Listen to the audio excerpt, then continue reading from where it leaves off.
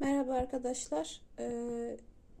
Bugünlerde haberlerde de takip ettiğiniz üzere çocuklarda özellikle rotavirüsü yani bağırsak iltihabı, hepatit, ciğerlerin iflası gibi haberler duyuyoruz maalesef.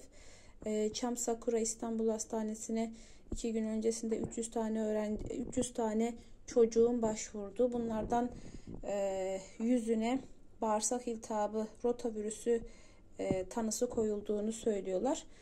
Çocuklar arasında gerçekten salgın var. Kızım da birkaç gündür öksürük, boğazda bir kuruluk gibi belirtiler gösteriyordu. Özellikle dün gece bayağı bir arttı. Bunun üzerine benim daha öncesinde kanalımda tarifini verdiğim sarımsaklı zeytinyağı, buna başladım. Sizler de kesinlikle kanalımdan tarifine bakıp yapabilirsiniz. Bunu daha öncesinde yapmıştım.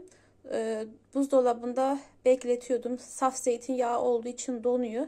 Böyle bir çay kaşığı kadar çıkartıp küçük bir ölçü tabağına, bir çay bardağına koyabilirsiniz.